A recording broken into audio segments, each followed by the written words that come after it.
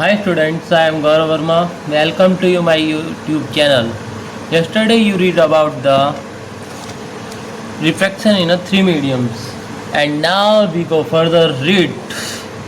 The next topic is total internal reflection. In yesterday you read about the critical angle. Critical angle से ही ये joint है topic आपका total internal reflection.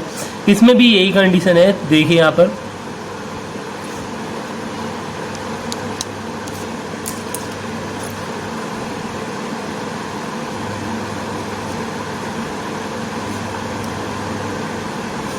ये आपके पास same है. ये डेंसर मीडियम, ये rarer medium. When a ray passing by the denser then it will be. क्या हुआ था इसमें, इस कंडीशन में ये 90 डिग्री हुआ था तो क्रिटिकल एंगल हो गया था. अब इसी के बाद में टोटल इंटरनल रिफ्लेक्शन में क्या कंडीशन होती है. टोटल इंटरनल रिफ्लेक्शन में जैसे ये रे आती है, ये रे आने के बाद इसी मीडियम में स्टैंडिंग बैक हो जाएगी. तो आपका ये जो एंगल होगा ये ही टोटल इंटरनल रिफ्लेक्शन होगा. यहाँ पर आप राइट कर सकते हैं angle I and angle I. ये angle I and angle R. अब क्रिटिकल एंगल वाली भी कंडीशन तो आप इसमें फॉलो कर सकते हैं, आप बना सकते हैं. तो आप इस लैंग्वेज में क्या लिखेंगे, आप इसमें लिखेंगे इफ द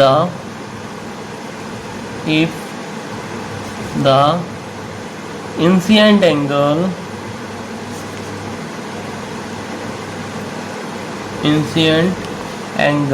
greater than 2 किससे, क्रिटिकल एंगल से. Means critical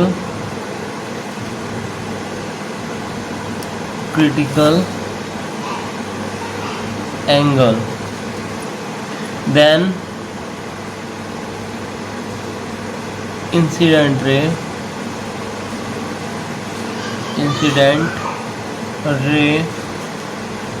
will be not refracted.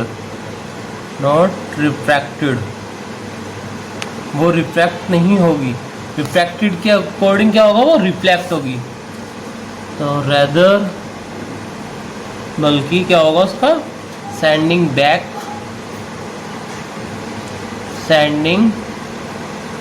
Back to same medium और अ डेंसर मीडियम. दिस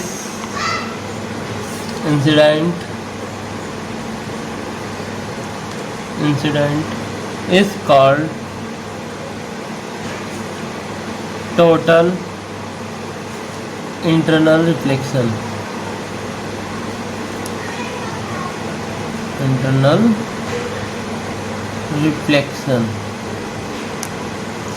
अब एक और इसमें कंडीशन है वो आप याद रखेंगे, नोट है आपके पास. क्या है वो है आपके पास क्रिटिकल एंगल जो होता है, क्रिटिकल एंगल जो हाईएस्ट होता है, और हाईएस्ट EST, हाईएस्ट जो होता है वो होता है रेड कलर के लिए, और जो लोवेस्ट होता है ब्लू भी कहता है, वो वायलेट भी कहता है. तो आप ये ध्यान रखेंगे अगर ऑप्शन में ब्लू हुआ और वायलेट हुआ तो आप कौन सा करेंगे. तो बैंगनी होता है अगर हिंदी में, otherwise you can say violet colour. Now अब जैसे आपने critical angle total internal reflection पढ़ लिया है, इसी के कुछ एग्जांपल्स होते हैं. अब एग्जांपल्स में आप सबसे पहले एक मिराज का ले सकते हैं. मिराज क्या होता है,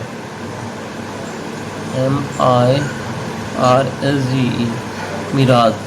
मैं आपको एक सिंपल वे में बताता हूँ. कई बार आप गर्मियों में रोड पर अगर चलते हैं, सपोज दैट उसने वो जो एग्जांपल दिया है वो डेजर्ट रेगिस्तान वगैरह का दिया हुआ है, तो उसके भी और एक सिंपल एग्जांपल मैं आपको अपनी तरफ से दे दूँगा, आप ध्यान देंगे. यहाँ पर सपोज दैट कोई एक ट्री है. सो ये जो ट्री होता है, आपका जो पेड़ होता है, जब आप कई बार देखते हैं तो आपके पास ये आपको इस तरह से दिखाई देगा कि ये आपका उल्टा है।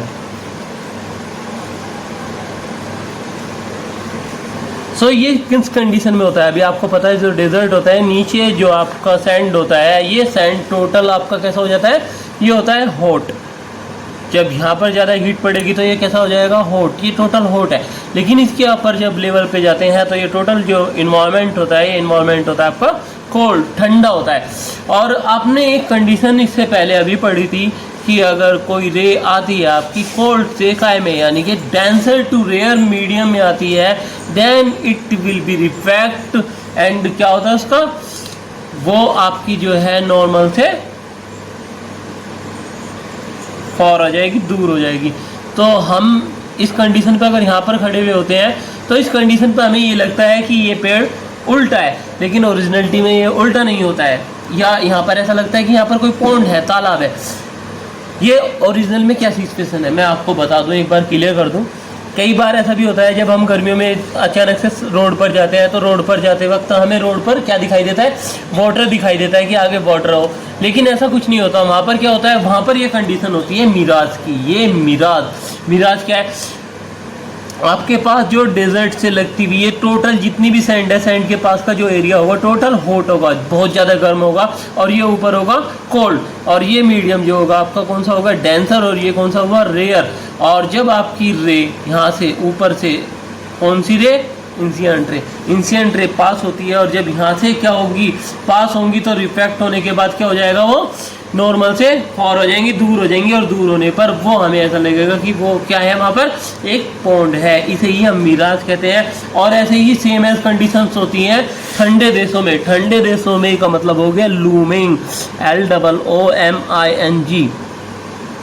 लूमिंग में इसके अपोजिट डायरेक्शन होगी। और इसमें क्या होता है? अब सपोज दैट आप कहीं सी पे हो, समुद्र पे हो, और समुद्र में ये कंडीशन होगी, आपके पास यहाँ पर वाटर होगी और यहाँ पर आपकी एक कोई शिप है, बोट है, कुछ भी है। और जब आप यहाँ पर बहुत दूर कहीं पर खड़े हुए इस बोट को देखेंगे तो आपके पास क्या कंडीशन बनेगी? ये। और फिर यहाँ पर आप खड़े हुए होंगे तो आपको ये जो सिचुएशंस होगी ये आपको इस तरह से दिखाई देगी। और ये जो बोट होगी आपकी, ये यहाँ पर लटकी हुई दिखाई देगी, आपको उल्टी अपोजिट दिखाई देगी। इसका क्या रीज़न होता है? इसका भी सेम यही रीज़न होता है, बिकॉज जो नियरेस्ट ये वाटर के पास जो क्या होती हैं? एयर होती है, वो कैसी होती है? वो होती है कोल्ड। और जो ऊपर होती है वो कैसी होती है? हॉट एयर होती है टोटल। सो जब आपकी जो रे होगी, ray of a light pass होती है हॉट मीडियम से कोल्ड में, मीन्स क्या हुआ? आप समझ गए होंगे। तो वो क्या होती है? वो नॉर्मल की तरफ बेंट होती है। तो यहाँ से आई और ये नॉर्मल की तरफ बेंट हो रही है, तो हमें क्या लगेगा कि ये जो शिप है ये ऊपर, ये यहाँ पर ना होकर के ऊपर की तरफ लटकी हुई दिखाई देगी। इसे ही हम क्या कहते हैं? लूमिंग कहते हैं। Is that clear? इसमें एक और एग्जांपल मैं आपको बता दूं। एक एग्जांपल इसमें ये भी ले सकते हैं जो सिंपल वे में आप अपने घर में भी देख सकते हैं। जैसे कि आप ये ले लीजिए, सपोज दैट आपके पास एक बकेट है, बाल्किट है, बाल्टी, एंड बाल्टी में अगर आपने कोई भी मग या कोई भी कॉइन या अपना हैंड ही इसके अंदर आपने क्या कर दिया? डाल दिया, तो वो हमें इस एक्चुअल पोजीशन पर ना दिख करके वो अपर लेवल पे दिखाई देता है। ये भी किसका एग्जांपल है? ये भी टोटल, ये भी एग्जांपल किसका है? ये भी रिफ्रैक्शन का एग्जांपल है, रिफ्रैक्शन। और एक और एग्जांपल है, जैसे सपोज दैट आपके पास कोई एक पॉन्ड है या आपने कोई एक टब लिया हुआ है और इसके अंदर आप कोई एक स्टिक इसके अंदर एंटर करा देते हैं या पेंसिल आप इसमें डालते हैं, तो वो भी उस एक्चुअल पोजीशन पर ना दिख करके आपको यहाँ पर दिखाई देगी। या ऐसा लगता है कि वो बीच में से ब्रेक हो गई है, टूट गई है। ये भी किसका एग्जांपल है? ये भी आपका रिफ्रैक्शन का एग्जांपल है। अब रिफ्रैक्शन में कौन सा एग्जांपल है? आप सिंपल सी बात है, समझ गए होंगे। तो जो अपर लेवल है वो कौन सा लेवल है, और ये दूसरा आपका मीडियम हो गया। तो आपके पास यहाँ पर सेम टू सेम दो मीडियम है। मैंने आपको 3 मीडियम के लिए भी बताया, 2 मीडियम के लिए भी बताया। अब यहाँ पर 2 मीडियम हो गए। ऊपर का जो मीडियम हो गया वो कौन सा हो गया आपके पास? बताइए। सपोज कर लीजिए आपने सोच लिया होगा इस बारे में, ऊपर हो गया रेयर और नीचे हो गया डेंसर। यही कंडीशन यहाँ पर होती है, रेयर और डेंसर। जब इसमें रे आएगी तो रे आने के बाद क्या हो जाएगी, नॉर्मल की तरह बेंट हो जाएगी, और वो रिफ्रैक्शन के एग्जांपल के अकॉर्डिंग आपकी क्या हो जाएगी, आपको लगेगा कि वो या तो ब्रेक हो गई है या एक्चुअल डेप्थ वो उसकी नहीं सीन करा पाता। और it's enough for today I think students. और आपने जहाँ तक उम्मीद है आज काफ़ी इन्जॉय किया होगा और आप समझ भी गए होंगे टोटल। अगर आपको कोई भी प्रॉब्लम आती है तो आप कमेंट में राइट कर सकते हैं, और अगर कोई प्रॉब्लम होगी पूछ भी सकते हैं। Okay students, God bless you.